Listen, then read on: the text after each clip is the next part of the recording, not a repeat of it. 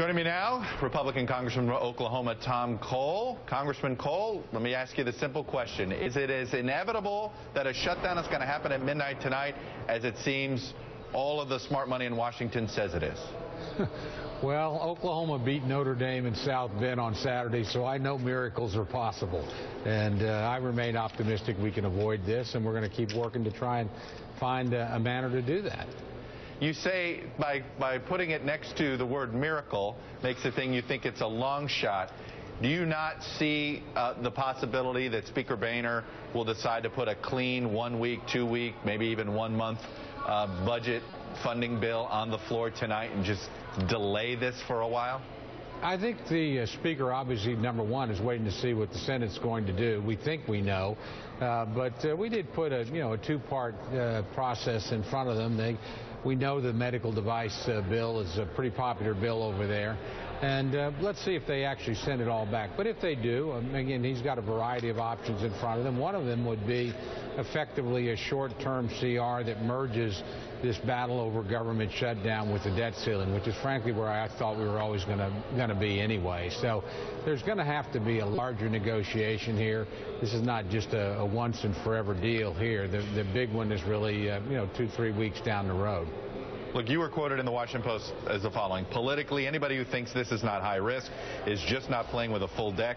It's extraordinarily high risk for not much gain.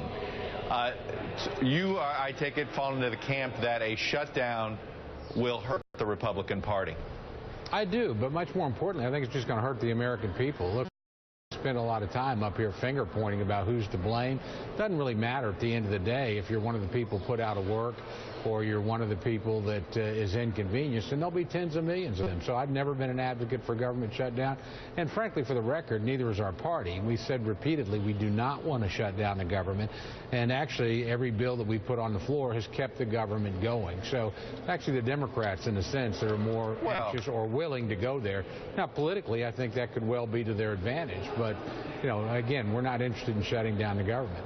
Well, but Congressman, you're saying you're not interested in shutting down the government, but you pass a bill that tells the president essentially, hey, that bill you fought so hard for to pass called health care, we so don't believe in it. We're basically saying we'll keep the government open only if you get rid of it or only if you agree to delay it, which, by the way, the door's open tomorrow. It seems like an irrational position, no? Well, I don't think it's an irrational position, but it's certainly a strong position. But we've moved. And again, the medical device tax is something that Democrats have said that they're in favor of repealing. Majority of them are on record repealing it. They could take part of this and send it right back. That's really up to them. But so far, they've been absolutely inflexible. And I think that's because they're looking down the road to the debt ceiling. Look, the President of the United States wasn't willing to vote to raise the debt ceiling when George Bush was president. Now he's asking all of us to do it.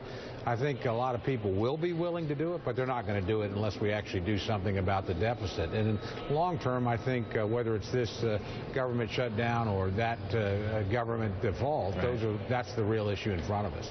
One of the things that I've never understood is why you believe you guys can extract concessions based on funding the government for 75 days. Well, I think that's a fair point, but I think we're not trying to extract long-term concessions. We're honestly looking for a larger negotiation, and that's where I think we're headed. I think that's what the Speaker consistently wanted to do. The President has actually said he's willing to, quote, negotiate over the budget, but not over the debt ceiling. I'm not exactly sure what that means because, to me, they're one and the same, but we'll see in a few weeks. So why not then just pass? I mean, correct me if I'm wrong. You put a clean budget funding bill through November 15th or December 15th, pick your number, and it probably passes with a fairly strong majority in the House if it were just put on the floor. Is that your read? You count votes. I think that, I think that's actually a fair read. And again, we'll see where we go. But, right now, the Democratic position is they're not going to negotiate over anything. It's not as if there's been a counteroffer. There's been any discussions. The president's sort of AWOL and all this. And Harry Reid thinks he's going to use it to break the back of the Republican Party. I think the calculation's pretty political on both sides, but certainly on the other side, they're playing for very high stakes, too. Tom Cole, Republican Congressman from Oklahoma.